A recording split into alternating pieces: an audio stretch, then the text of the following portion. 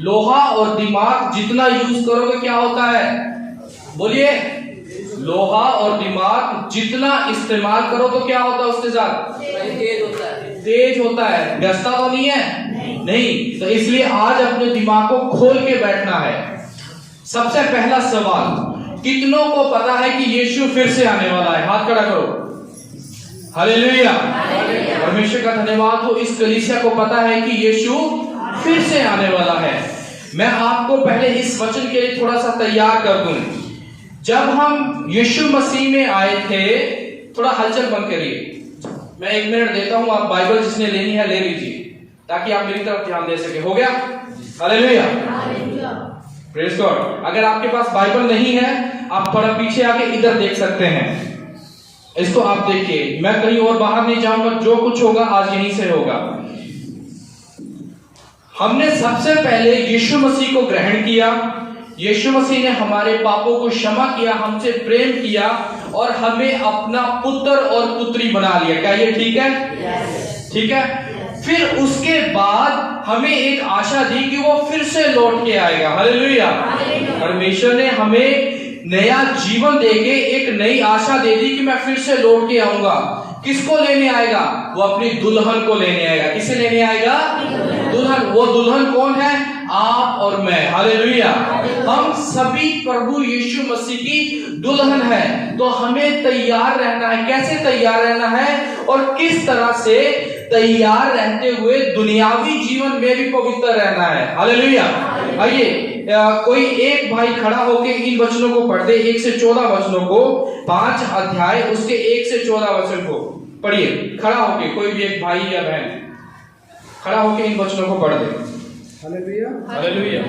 जो सिंहासन पर बैठा था, मैंने उसके दाहिने हाथ में एक पुस्तक देखी जो भीतर और बाहर लिखी हुई थी और वह 7 मोहर लगाकर बंद की गई थी।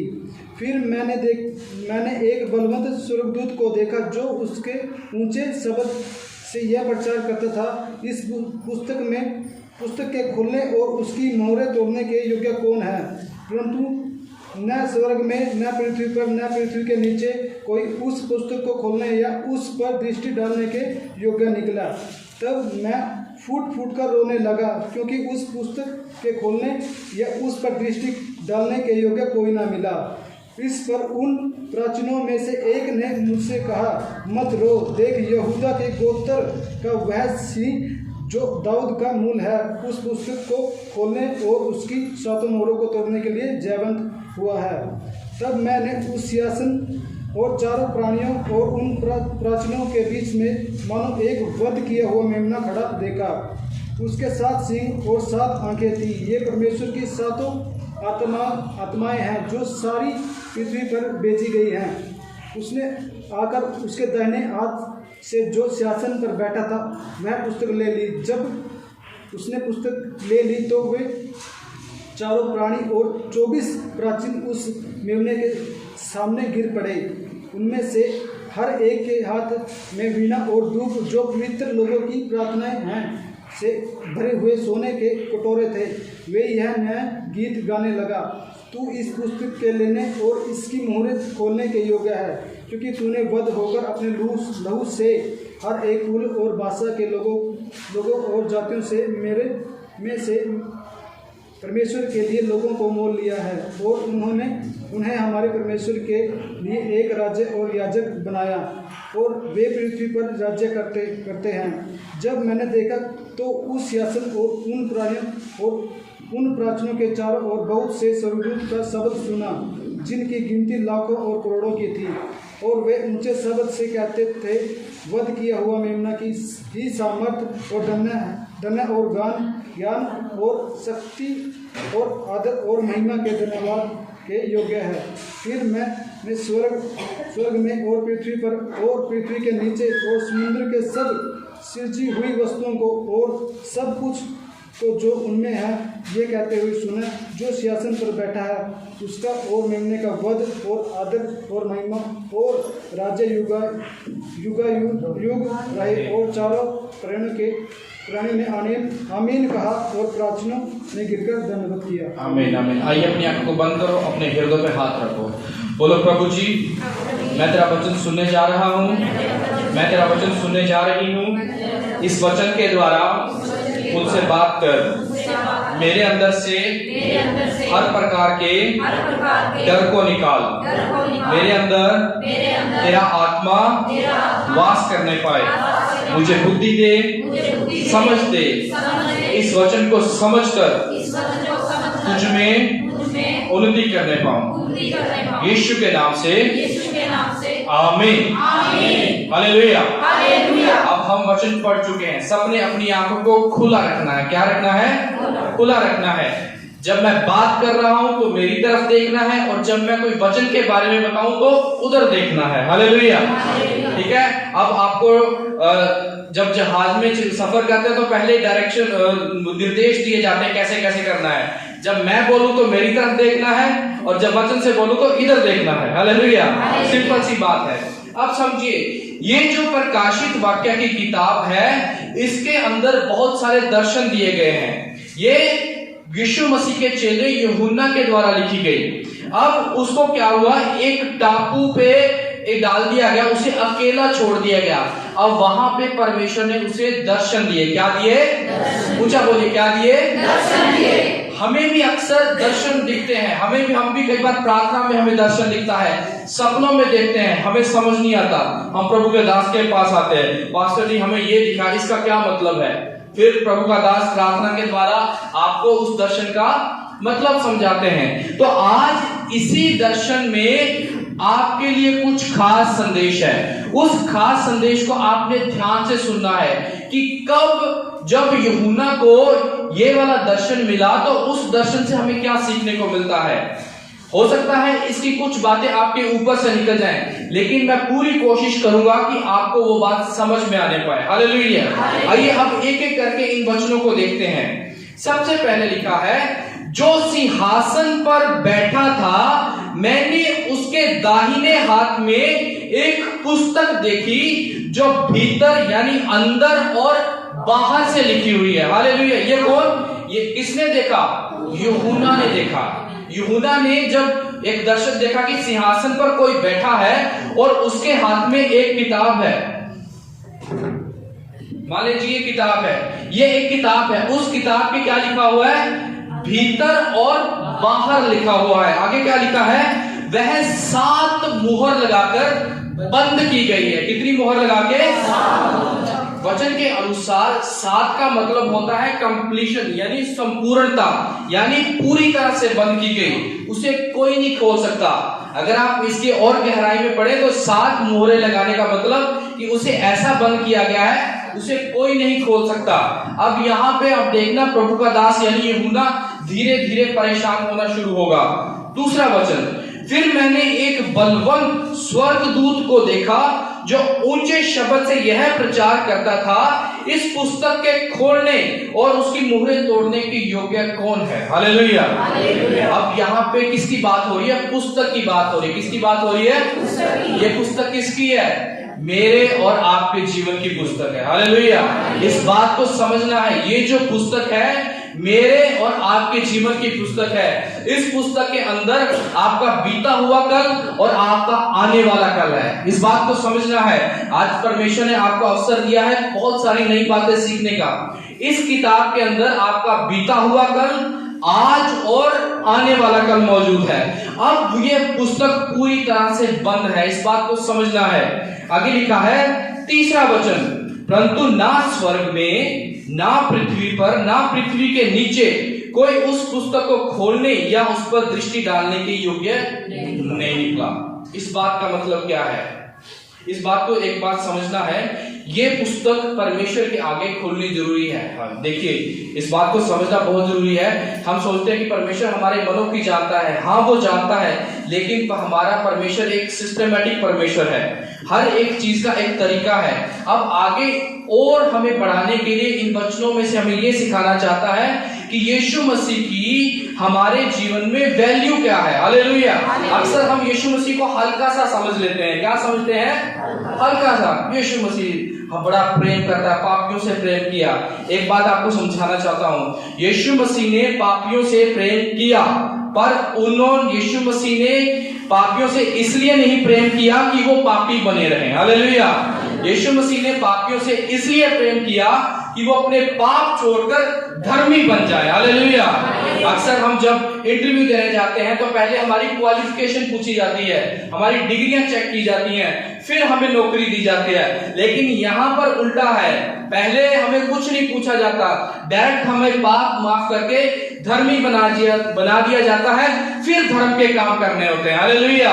इन बातों को समझना है कि आज मैं आपको बताना चाहूंगा कि यीशु मसीह की हमारे जीवन में वैल्यू क्या है।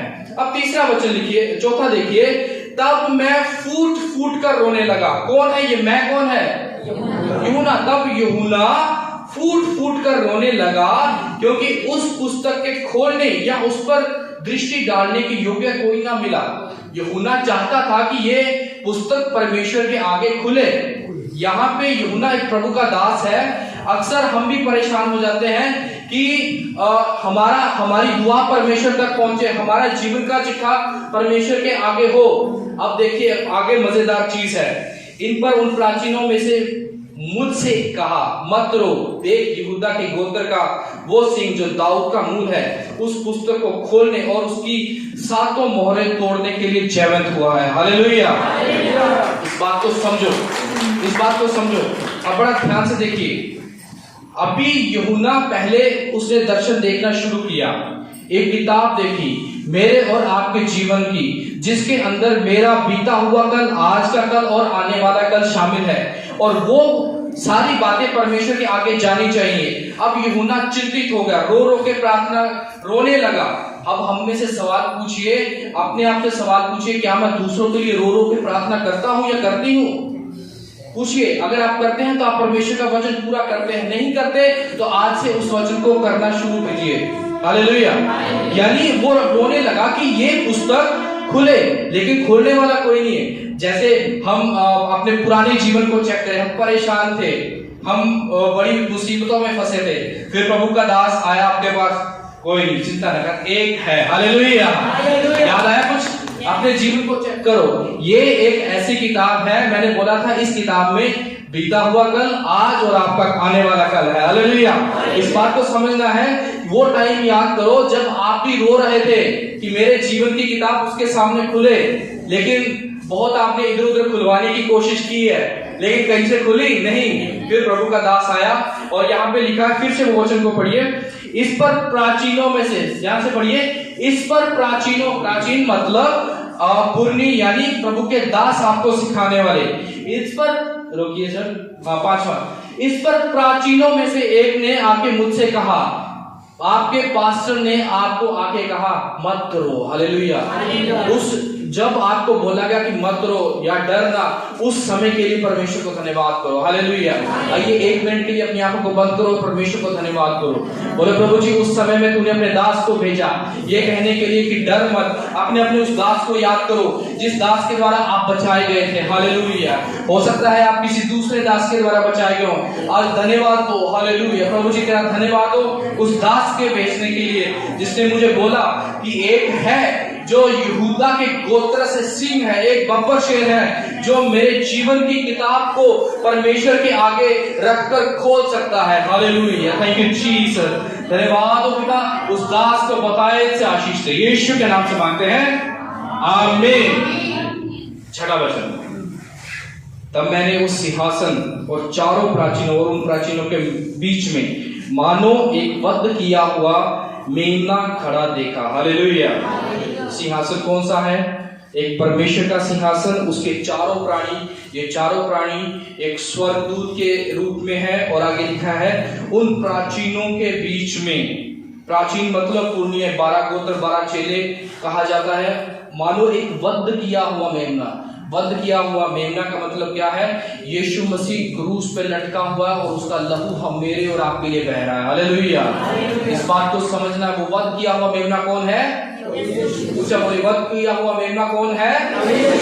ये वध किया हुआ मेमना यीशु मसीह है, जिसके लहू से मैं और आप धुल गए। हालेलुया। और आगे लिखा है उसके 7 सींग। कितने सींग? 7 सींग। मतलब 7 का मैंने मतलब समझाया था, संपूर्णता, मतलब वो पूरी तरह से ताकतवर है। हालेलुया।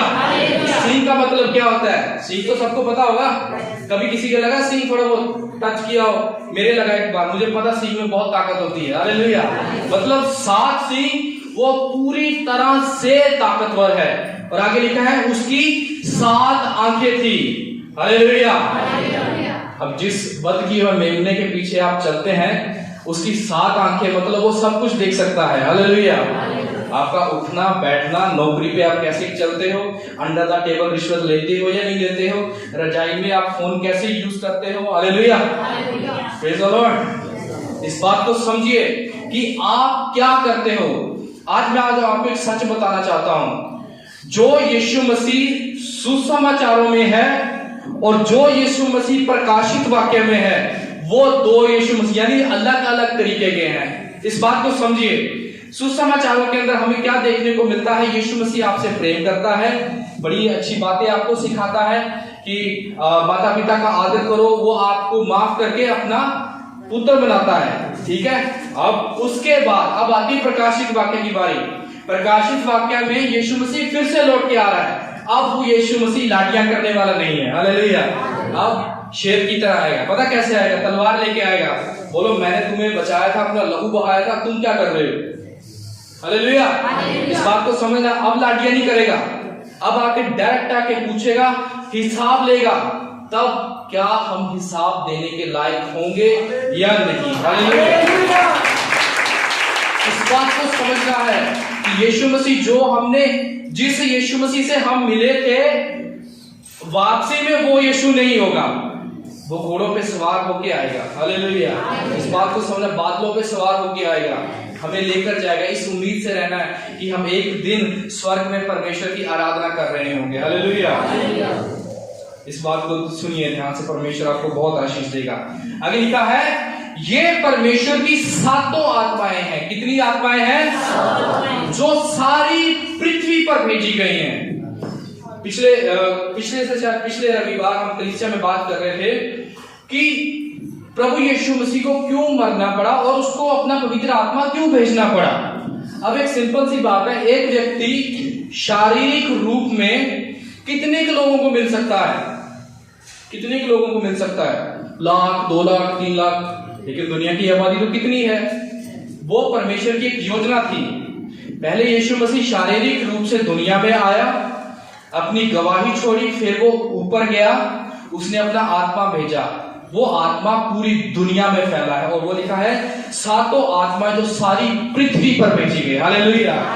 इस बात को समझना है, समझिए इस बात को। वो 7 आत्माएं सारी पृथ्वी पर भेजी गई और जब सारी पृथ्वी पे आई, यानी आज हमें यीशु को मिलने के लिए इजराइल जाने की जरूरत नहीं है। घुटने टेको, यीशु आपको यहीं मिलेगा। हालेलुया। समझिए कि अगर यीशु मसीह शारीरिक रूप में एक जगह होता तो हम सभी इधर बस करा के, फ्लाइटें करा के कैसे ना कैसे पहुंचते, गोडे रगड़ते, घर पे ये वो सो है भी बहुत दूर, पास तो है नहीं। परमेश्वर के पास आओ, अंगीकार करो, धर्मी बनो और उड़ीक करो कि वो आपको लेने आएगा। बस ये मसीही जीवन, इससे ज्यादा कुछ नहीं है। हालेलुया। अगर आप सोचते हो मसीही जीवन गाड़ियों, बंगला, ये सब है, ये मसीही जीवन नहीं है। हाँ, यीशु के लिए एक चुटकी का काम है, परमेश्वर ये सब देगा, लेकिन प्रायोरिटी ये है कि वो आपको अपना नाम देगा। हालेलुया। जब वो आपको अपना नाम देगा तब आप मसीह कहलाएंगे। क्या कहलाएंगे? मसीह। 7वां वचन, उसने आकर उसके दाहिने हाथ से जो सिंहासन पर बैठा था वह पुस्तक ले ली। तब उसने पुस्तक ले ली, वे 4 प्राणी और 24 प्राचीन उस मेमने के सामने गिर पड़े। किस मेमने के सामने? यीशु मसीह के सामने। अक्सर खासकर मेरे नौजवान भाई या बहन सुनना ध्यान से, इस पुस्तक के अंदर हमारा पास लिखा हुआ है। हम अक्सर घबराते हैं कि मैंने वो पाप किया है, कहीं पर आगे ये पता ना चल जाए। वचन कहता है जब आपने पाप किया था और यीशु मसीह में जब आप सुरक्षित हो गए हो, तो उस पुस्तक को, उस पास्ट को यीशु मसीह के अलावा कभी भी कोई नहीं खोल सकता। हालेलुया। इस बात को समझना है कि आपके पास्ट को जब यीशु ने सील, परमेश्वर ने सील किया है, उसको सिर्फ यीशु ही खोल सकता है। लेकिन यीशु क्या है? माफ करता और पापों को छोड़ देता और आपको ग्रहण करता है। हालेलुया। यानी कभी भी ये नहीं चिंता करनी है कि मैंने पिछले दिनों में, पिछली जिंदगी में ये पाप किए थे, उसको सोच सोच कर ऐसे शर्मिंदे होते रहना, ऐसे ही गिल्ट में जीते रहना नहीं। अच्छा सुनिए, आप अपने घरों में सफाई करते हैं और उसको कहां पे डालते हो आखिरी में? ऊंचा बोलिए, कूड़ेदान में। और एक जानवर बाहर से आकर उसमें मुंह मारता है, उस कूड़ेदान को खिला देता है। कौन सा जानवर है? बोलो अल्लाह। हाँ ऊंचा बोल दिया, आप बोल दीजिए। हाँ वो जानवर। अब ध्यान से सुनिए, आपके जीवन में अगर कोई व्यक्ति आके आपके पापों को निकालता है, उसके अंदर वो वाली आत्मा है। हालेलुया। इस बात को समझिए, वो शैतान की ओर से जब परमेश्वर के वचन के अनुसार आपके पाप माफ हो गए हैं, प्रभु यीशु मसीह ने अपने लहू के द्वारा धोकर आपको धर्मी बना दिया है, तो कोई कौन होता है आपके पापों को याद करवा के आपको शर्मिंदा फील कराए? हालेलुया। इस बात को समझिए। अब यहाँ पे यीशु मसीह ही है जो आपके जीवन के बारे में पूर्ण रूप से जानता है। अब जब वो हर बात देख सकता है, हर बात आपकी जानता है, आप कैसे उठ रहे हैं, बैठ रहे हैं, और सामर्थ्य भी है, जहां पे आपको जरूरत होगी वो आपके लिए सहायता करने आएगा, तो क्यों हम यीशु मसीह से धोखा करें? हालेलुया। इस बात को समझना है। इस बात को कभी भी मन में नहीं लगाना कि मैं पाप के साथ मैनेजमेंट कर सकता हूं। क्या कर सकता हूं? नहीं, वचन पाप के साथ मैनेजमेंट नहीं सिखाता कि मैंने थोड़ा सा कर लिया, इतना सर जाएगा, मैं माफी मांग लूंगा। परमेश्वर का वचन पाप के बारे में सिर्फ एक ही बात कहता है कि पाप पूरी तरह से छोड़ना है। हालेलुया। चाहे वो छोटा हो चाहे वो बड़ा हो। यहाँ पे स्टूडेंट भी बैठे होंगे, अगर आप नकल मार के भी काम करते हो तो वो भी पाप है। अगर आप छोटी मोटी चोरी करते हो वो भी पाप है। इस बात को समझिए, चोरी छोटी चाहे बड़ी, चोरी चोरी है। व्यभिचार, आप फोन पे गलत फिल्में देखते हो, गलत फोटो पे देखते हो, वो भी पाप है। आप शराब नहीं पीते लेकिन उनके साथ बैठ के वो साथ पड़ा होता है, भुजिया वगैरह ही खाते हो, वो भी पाप है। इस बात को समझो, जो सच्चाई है। मैंने अपनी कलीसिया माना है, मेरी कलीसिया में यही सभी होता है। हालेलुया। इस बात को समझो कि जब आप इन चीजों को छोड़ोगे नहीं तो कुछ नहीं होगा। ये आपके जीवन में सिर्फ और सिर्फ नुकसान लेके आएंगी। अगर चाहते हो फायदे में रहना तो फायदे वाले के पास आओ। फायदे वाला सिर्फ और सिर्फ परमेश्वर है। हालेलुया। 8वां वचन पढ़ लिया है। जब उसने पुस्तक ले ली तो वे चारों प्राचीन, 12 गोत्र और 12 चेले, 12 और 12 कितने हुए? 24। आगे लिखा है 24 प्राचीन उस मेमने के सामने गिर पड़े, उसकी आराधना करने लगे। उनमें से हर एक के हाथ में वीणा और धूप, जो पवित्र लोगों की प्रार्थनाएं हैं, से भरे हुए सोने के कटोरे थे। हालेलुया। क्या लिखा है? पवित्र लोगों की क्या है? प्रार्थनाएं हैं। एक बात ध्यान रखना कि यीशु मसीह के द्वारा हम बचाए जा चुके हैं। उसने हमारी प्रार्थनाओं को एक सोने के कटोरे के रूप में रख के परमेश्वर के आगे रख दिया है। अब एक सच्चाई सुनिए, आपका माँ, आपका बाप, भाई बहन, यहाँ तक कि आपका पास्टर भी आपके लिए प्रार्थना करे चाहे ना करे, वचन कहता है कि यीशु मसीह हमेशा आपके लिए प्रार्थना करता है। हालेलुया। इस बात को समझिए, कभी भी इस बात के लिए चिंता नहीं करना। अगर पास्टर जी फोन नहीं उठा पाए, बिजी हैं, तो घबराना नहीं है, यीशु है। हालेलुया।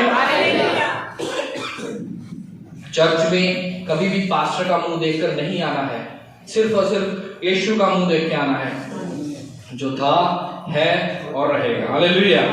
हम पासवानों की उम्र एक सीमित है, लेकिन परमेश्वर की नहीं है। परमेश्वर की हमेशा की है। हालेलुया। 9वां वचन, ये नया गीत गाने लगे, तू इस पुस्तक के लेने और इस मोहरे खोलने के योग्य है, क्योंकि तूने, सुनिए सुनिए, क्योंकि तूने वध होकर अपने लहू से हर एक कुल और भाषा और लोग और जाति में से परमेश्वर के लोगों को मोल ले लिया है। हालेलुया। 3 भाई जल्दी से आ जाए, 3 भाई, कोई भी जल्दी जल्दी जल्दी आ जाए, जो भी है।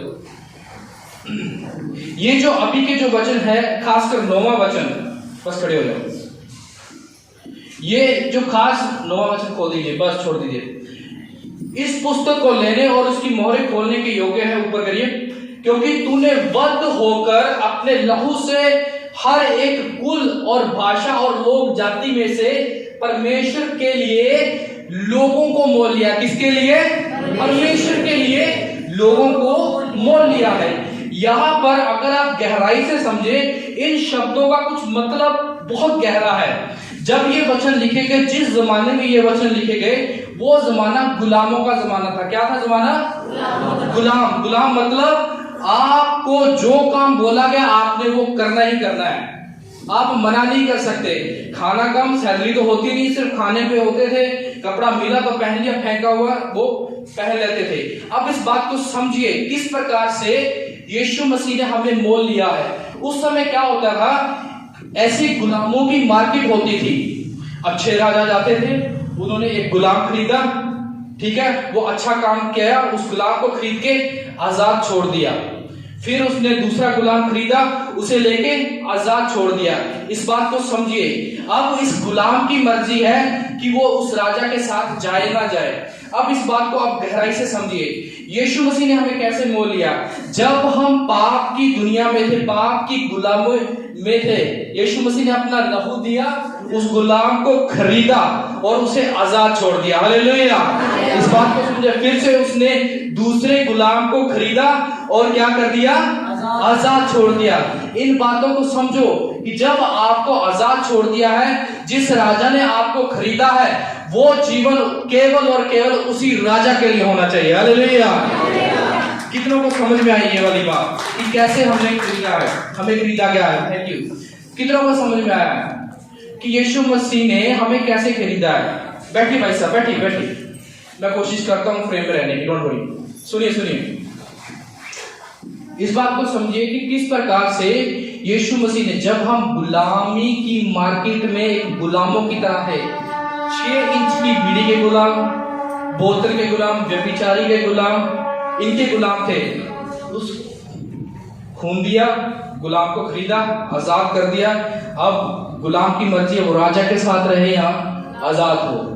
मेरा ये मानना है कि राजा के साथ रहने में फायदा है। हालेलुया। किसके साथ फायदा है? राजा के साथ। इसलिए आप खरीदे गए हैं, आसान बात नहीं है, अपना खून दिया गया है। Thank you Jesus. हालेलुया। 10वां वचन, और उन्हें हमारे परमेश्वर के लिए एक राज्य और याजक बनाया। किन्हें? हमें। हालेलुया। किन्हें बनाया गया? हमें। 9वें वचन में देखिए, हर एक कुल और भाषा, कोई एक जाति में से नहीं, कोई ईसाई जाति में से नहीं, ठीक है। ईसाई बहुत है जो गलत से गलत काम करने वाले हैं। नाम होता है डैनियल, दारू का ठेका लगाते हैं। इस बात को समझिए, ईसाई नहीं बनना है, मसीह बनना है। हालेलुया। मसीह बनना है, यीशु मसीह के चेले बनना है। जब आप मसीह के चेले बनते हैं, तब आप वचन के अनुसार चलने के लिए बाधित हो जाते हैं। तब आप वचन के अनुसार आपको चलना पड़ता है। आगे लिखा है, और वे पृथ्वी पर राज्य करते हैं। कौन लोग? ये हमारे बारे में है। इस बात को समझिए कि हम पृथ्वी पर राज्य करने के लिए बनाए गए हैं। बैठे बैठे अक्सर हम ये समझते हैं कि हम तो बस दुख तकलीफ सहने के लिए है। दुख तकलीफ पता कौन सा सहने के लिए है? एक मैं बात बताता हूं। एक किसी व्यक्ति ने ताजा अपना एक नशा करना छोड़ा है, ठीक है, और उसे पता है कि अगर मैं फिर से पाप में पड़ा तो मुझे बाद में परिणाम भुगतना पड़ेगा, दर्द होगा, ठीक है। अब कोई सिचुएशन ऐसी होगी, परिस्थिति ऐसी होगी कि उसके सामने शराब है और उसके साथी भी हैं। अब उसके पास ऑप्शन ये है कि वो ऐसा दर्द सहे कि कैसे ना कैसे वहां से निकल जाए और अपने आप को कंट्रोल करे, या उनका साथी बनके बाद वाला दर्द सहे। हालेलुया। 2 ऑप्शन है, पहले वाला दर्द सहना है या बाद वाला। को आपके हिसाब से कौन सा दर्द सही है? पहले वाला। पहले वाला दर्द सह लोगे तो आशीष पा जाओगे। हालेलुया। नहीं तो बाद वाले की गारंटी है, ये आना ही आना है। हालेलुया। इस बात को समझिए कि परमेश्वर ने आपको राज्य करने के लिए बनाया है, ठीक है। मार्ग सकरा है, अगर द्वार सकरा है तो मार्ग भी सकरा है। वचन को जब आप पढ़ते हैं तो एक एक शब्द को खाइए, उसको पढ़िए। वचन में लिखा है ना, द्वार सकरा, उसके बाद मार्ग सकरा है। दरवाजा अगर टाइट है तो रास्ता भी टाइट है। हालेलुया। ऐसा नहीं कि दरवाजा टाइट आगे जाके खुला हो जाता है, नहीं, आगे जाके भी टाइट ही रहता है वो, ताकि हम स्वर्ग में पहुंच सके। हालेलुया। 11वां वचन, जब मैंने देखा तो सिंहासन और प्राणी और उन प्राचीनों के चारों ओर बहुत से स्वर्गदूतों का शब्द सुना, जिनकी गिनती लाखों और करोड़ों में थी, और वे ऊंचे शब्द से कहते थे, वध किया हुआ मेमना ही, यानी कुर्बान हुआ यीशु मसीह ही, सामर्थ और धन और ज्ञान और शक्ति और आदर और महिमा और धन्यवाद के योग्य है। हालेलुया। आपकी पढ़ाई, आपकी काबिलियत किसी काम की नहीं है। उसका हर, आपकी जीवन की हर कामयाबी का झंडा सिर्फ और सिर्फ यीशु मसीह को होना चाहिए। हालेलुया। जब आप हर छोटी से लेके बड़ी कामयाबी का झंडा जब आप यीशु मसीह को देते हैं, जब आप बोलते हैं कि ये यीशु के कारण हुआ है, तब परमेश्वर खुश होता है। हालेलुया। परमेश्वर फिर ये जान पाता है कि ये बच्चा, ये मेरी बेटी मेरे पे निर्भर है। हालेलुया। और ये हमारा विश्वास का जीवन दिखाता है, ये हमारे विश्वास वाला जीवन दर्शाता है। और जब हम परमेश्वर पर पूरी तरह से निर्भर होते हैं तो परमेश्वर हमारी समय और असमय, हालेलुया, समय और असमय हमारी सहायता करता है। इन बातों को समझिए। हालेलुया। 13वां वचन, फिर मैंने स्वर्ग और पृथ्वी पर और पृथ्वी के नीचे सब कुछ जो उनमें है यह कहते सुना, जो सिंहासन पर बैठा है उसका और मेमने का धन्यवाद। हालेलुया। उसका और मेमना, उसका कौन? यानी परमेश्वर और यीशु मसीह का धन्यवाद। हालेलुया। इन वचनों को समझना है। और आदर और महिमा और राज्य युगानुयुग रहे। हालेलुया। अपनी आंखें बंद करिए, अपने दिल पे हाथ रखिए, बोले प्रभु जी, मेरे जीवन के अंदर तेरा राज्य युगानुयुग बना रहे। मैं तेरे वचन के अनुसार तेरे पीछे तेरी बातों पर चलता रहूं। आमीन। आखिरी वचन, और चारों प्राणियों ने आमीन कहा। क्या कहा? आमीन। ऊंचा बोलिए, क्या कहा? आमीन। आमीन का मतलब क्या है? कि हम सब मिलकर इस बात में मिलते हैं कि ये काम हो जाएगा। हालेलुया। ठीक है। जब हम प्रार्थना करते हैं तो उसके अंत में बोलते हैं कि आमीन, जो मिला, जो हमने मांगा वो हमें मिला। सिंपल भाषा में अगर समझाए, आमीन का अर्थ ये होता है जो हमने मांगा वो हमें मिला। और प्राचीनों ने भी कहा आमीन, और प्राचीनों ने गिरकर उसे दंडवत किया। यानी प्रार्थना के बाद, आमीन बोलने के बाद हमारा प्रार्थना वाला जीवन खत्म नहीं हो जाता है, शुरू होता है। हालेलुया। आगे वचन सेंटेंस पढ़िए ध्यान से। और चारों प्राचीनों ने आमीन कहा, कोमा, फुल स्टॉप नहीं है वहां पे, और प्राचीनों ने गिरकर दंडवत किया। हालेलुया। आपने यहां से आराधना खत्म की, आपका मसीहियत जीवन बाहर शुरू है। हालेलुया। आपका दंडवत बाहर होगा। सोमवार से लेकर शनिवार तक आप कैसे रहते हैं? हालेलुया। अक्सर हम कलीसिया में इन शब्दों को इस्तेमाल करते हैं कि बहुत सारे मेरे भाई बहन कलीसिया में स्वर्गदूत होते हैं, घर पे जाके भूत बन जाते हैं। माफ करना अगर ऐसे शब्द आपको बुरे लगे, मैं तो अपनी कलीसिया में ऐसे ही करता हूं ताकि उनको साफ साफ समझ आए। अगर यहाँ पे स्वर्गदूत बने तो घर पे भी स्वर्गदूत बनना है। हालेलुया। ठीक है। यहाँ पे अगर आप प्रार्थना करने वाले हो तो घर पे भी बनना है, आपको पता चले कि आप कैसे हैं। आज का वचन कितनों को समझ में आया है? देखिए, यीशु मसीह ने आपको अपना लहू देकर गुलामी के बाजार में से खरीदा है। आपके जीवन की किताब उसके हाथ में सिक्योर है। कभी भी अपने पास्ट को लेके, पीछे बीते हुए दिन को पीछे मुड़ के कभी नहीं देखना है, आगे देखो। यीशु आगे से आने वाला है। हालेलुया। वो आपको आगे लेके जाएगा। यीशु ने आपको इसलिए नहीं चुना कि आप पीछे मुड़ के देखो और पीछे जियो, नहीं। कभी भी अपने बीते हुए कल के पाप को याद करने की कोशिश भी नहीं करनी है। अगर कोई याद करवा रहा है, उसके अंदर कौन सी आत्मा है वो आपको बता दिया गया है, तो इसलिए उसको नकारो। हालेलुया। परमेश्वर ने आपको नया जीवन दिया है, इसलिए सारा आदर महिमा सिर्फ और सिर्फ यीशु को देते रहो। हालेलुया। आखिरी वचन पढ़ूंगा, मेरे साथ निकाल लीजिए यहोशू उसका 1 अध्याय उसका 8 वचन। यहोशू उसका 1 अध्याय उसका 8 वचन।